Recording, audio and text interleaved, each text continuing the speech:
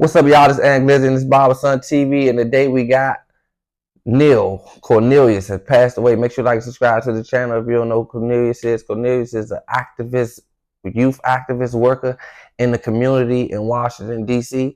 He was gunned down at a restaurant. Jazz was at a bar, like a popular restaurant in the DMV area. I'm going to tell y'all the story about Neil. All right, so I had seen a report come out that a male was gunned down at a bar, and the next day they showed the pictures of who the person was, and the person was Cornelius. And in D.C. He was shot earlier this morning outside of a popular restaurant on the 9600 block of Lotsford Court. That's where we find our Alexis Wainwright with the latest for us this evening. Alexis, you had the opportunity to speak with the family. What are they saying right now? Well, Larry, police have not identified him, but the family has. Now, just 3 hours ago, I spoke with the family, and they tell me tonight they are in shock. They can't believe this happened, but they also want to make sure that people remember Cornelius McDonald for the man that he was, very active in the community and with the kids all the time. Now, what we know about this incident is that Prince George's County Police say they responded to a call about shots being fired here at Jasper's, a restaurant in Lake Arbor, and when they arrived, they found a man with gunshot wounds. He later died here on scene. But tonight, we are hearing all the stories from friends and families about his nonprofit organization and the events he would attend and host to stop the gun violence and have an impact on the kids in the community. Now, within the last 90 minutes, his family released this statement saying, in part, Neil's unwavering dedication to improving the lives of others was evident in everything he did. His mission to shed light on mental health within inner city communities and his passionate efforts to combat gun violence were nothing short of inspiring. Now, the family tonight is asking for privacy at this moment. Obviously, a lot for them to wrap their minds around, but I can tell you a lot of people are heartbroken tonight about this. Meanwhile, Prince George's County Police haven't released much information about a suspect, a motive in this case, or even if McDonald was the target. But of course, we'll continue to stay on top of that. Coming up tonight at 11, though, we'll have more on McDonald and the legacy he's leaving behind. But I know Cornelius personally, so I'm going to give y'all a Cornelius story and let y'all know how I know him. I grew up with him. We played football together for Watkins Hornets. This is like 1990. I'm going to say 1999 and 2000. We played on the same football team. Neil, he wore number 4, and I wore number 1. We both played running back on the same team. It was like we ran a 3 running back offense, like a fullback and 2 wing running backs. We ran like a wing T offense. So me and Neil was in the backfield for like 5 years growing up together. We grew up together. But when we were smaller, Neil was always bigger than everybody. Like, he was bony, but he wore more weight than everybody. So he had to lose weight when we was younger. And people had to lose weight to make weight. Just say we played 75 pounds and they wore like 90 pounds. To go to the weigh-in to be on the 75 team, they got to go weigh in and get their weight to 75 pounds, or they got to play on a bigger weight class because they don't match the criteria of 75 pounds. So Neil and all the other guys that was overweight, the coach put them in, I don't even know if I could tell them, put them in like Aveline and Vaseline from CVS all over their body and put them in trash bags. And they was running laps, they was sweating, they was stinking. They was doing this for like a week until the weigh-in day came, and they took laxatives. The day before the weigh-in, they took laxatives because Neil probably was over like 3 pounds. He's trying to get that last 3 pounds off. He took laxatives. And the game was on Saturday. So Friday, long story short, Neil lost the laxatives. His body weak. He ended up making the weight. He got the 3 pounds off. That's on Friday. The games be Saturday morning. So on Saturday morning, the game come. We got the game. Everybody made weight. We got the team. We got the whole roster. So Neil's still recovering. He eating now, trying to get back now. Just all this in one day. Friday, he just had to cut the weight. Saturday, trying to get it back to play in the game. I don't know why. Back in the day, y'all, we was kids too. I don't know why coaches had kids cutting weight. I don't know. I don't even know. If I can tell y'all this, like back in the day, I swear the kids was cutting weight at 75 pounds. So long story short, before the game, we had to go get our equipment. We putting our equipment on. We all playing. Like we just wrestling around playing. So we playing with Neil playing, me and Neil playing. We just slap boxing, like playing around being kids. But I hit him with like an endless little body shot, like a little play on. It wasn't even hard. It was like, he said, and Neil shitted on himself. from the laxatives and shit, and it came out in his clothes, it came out in his football pants, and he just ran off. And but we knew he shit it because I heard it. Like I hit him, and and it just came out, and he ran off. But when he changed his clothes, he ended up playing out of there. But long story short, we got them type of stories. Neil tried to cut weight, y'all, and we started slap boxing. He shitted on himself. It's the craziest story ever as a kid, though. And the whole football team was there. Everybody was there. And Neil, like the most popular. First of all, Neil was like the bully. Like he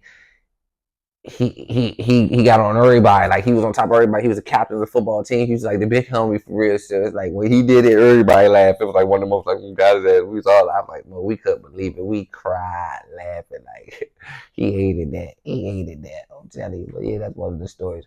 But long story short, I just went to the Redskins game last week. Last week at the Redskins game, a dude walked over and said, "Hey man, what's up?" I dapped him up and I gave him a hug. I dapped him up. I didn't know who it was. I said it was Neil. I gave him a hug. Like Neil's my childhood friend. Activist and artist who was shot and killed early this morning. That incident happened outside of a popular restaurant in Prince George's County. Police have not formally identified the victim, but family members have. The family of Cornelius McDonald say that he was the man shot and killed this morning. Our Alexis Wainwright picks up our coverage from there. Friends and family tell me Cornelius McDonald was deeply adored. They're still in shock after he died Saturday morning, but they want people to remember the impact he had on the community and the region. Mariah Barnett was fighting back tears when we asked her about her close friend Cornelius McDonald. The two had been friends for more than 15 years. When people think about Neil, I hope that they know that he was a true light in the room. He was so positive, and he really did care about people. Known to many as just Neil, McDonald is being remembered as a father and pillar in this community. Very well known. Yeah. I mean, loved like across the DMV. And those who grew up and worked with him in Prince George's County and DC describe him as a genuine person who was known for showing up for people in a positive way. He's like a brother to me. It feels a little numb to be talking about him in this way, but he's always been a brother, a protector, a really good friend to me. McDonald was shot and killed Saturday morning outside of Jasper's, a well-known restaurant in Lake Arbor on Losford Court. No suspect information has been released, and investigators have not given much information regarding the circumstances surrounding the shooting. And with so few answers, the focus now is on McDonald's legacy. His family released a statement saying, in part, Neil's passion for creating a safer, more compassionate world will forever leave an indelible mark on those who had the privilege of knowing him. His loss is a monumental one. Neil has like this electrifying personality, so knowing that he went the career trajectory that he went feels natural. Like he's a people person, he's outgoing, he cares about kids' mental health. He's always been an uplifter within our friend group. Marcus Ellis, the executive director of Peace DC, says McDonald was made for violence prevention work. He had that magic. He had that ability to break through some of those very hard lines when dealing with folks that have been through so much. And so it's a skill set that many don't have. He was professional in his work. Ellis and McDonald worked together on a project called Pathways, where they work with those who had been involved in gun violence, something McDonald had passion for. He was committed to the work. He was from the area, and so he understood a lot of the trials and tribulations that the young people that we were working with, the young men, were going through. And so there was an automatic connection. In this particular profession, there aren't a lot of black young men doing that type of work that look like their client. And so it's extremely important and a huge loss. Alexis Wainwright, WUSA 9. We chopped it up, but I always see Neil around. He started playing for XIB and stuff like in the years later on after football. I started seeing him around. Then I heard that he was like a street activist. He was into the community and stuff, but long story short, they say he went to a bar in Jasper and an altercation happened and some shots went off and he didn't make it. And I've been seeing everybody post him all over the internet. So I just wanted to make a video, and I just seen him, like literally just seen him at the football game probably a week ago. And he in my Barber Son TV video. He in the Redskin game vlog that I just dropped. I want to send my condolences to him, his family, his loved ones. Yeah, it's a crazy world, but it's like a lot of my friends that I played football with back in the day, they went to jail, they passed away. So when I do see one of them or see somebody that I grew up with in my upbringing, it just makes me happy. It's just not even about nothing. I don't care about what you're doing in life, what you got going on, the good or the bad. Just happy to see you breathing, and I appreciate everybody. So It's just a crazy world, how fast stuff can happen. I just was happy to see him. Then I woke up and seen that. It's like, crazy. DMV is outrageous.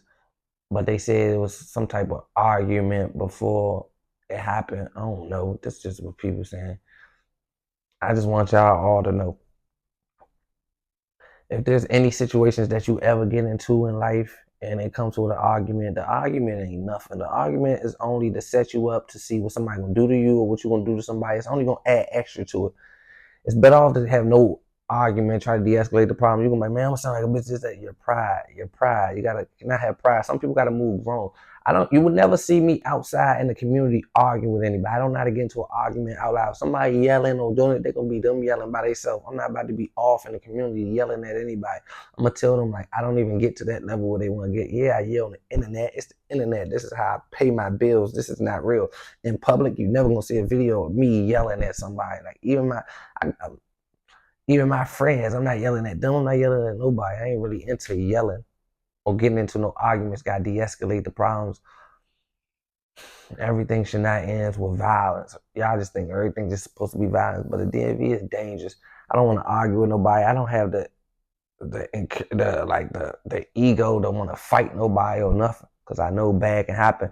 That's the reason y'all be like, don't fight this. I don't fight because it open doors that ain't supposed to be open. I should not fight you because I say if I fight somebody, I beat them up. Just say we're in the neighborhood, you fight somebody, beat them up in the neighborhood, the whole neighborhood clowning him about him getting beat up every day. Or when he argue with somebody else, they be like, but you ain't do that to Ant, this, that, and the third. It's gonna force him to go back and do something to Ant. Like, even if he didn't want to, it's just by the doors you open. Like, you don't want to open no doors like fighting people, this, that, and the third. Life ain't even that serious. Just protect you, protect your family, protect your loved ones. Other than that, arguments, words does not hurt. People can say whatever they want to say. I let people say whatever they want to say. I do not control y'all vocabularies. But as long as you ain't touching me or got my life in fear of danger, it ain't really nothing I can say. I don't really got nothing bad to say about it. But yeah, Neil was my childhood friend though, y'all. We played football together for a long time. It's just a sad story because I just want to know when I'm gonna be able to make videos about my friends being millionaires or getting married or something good. You feel what I'm saying? But it's the DMV. I welcome to the DMV. Long live Cornelius, Bob or something.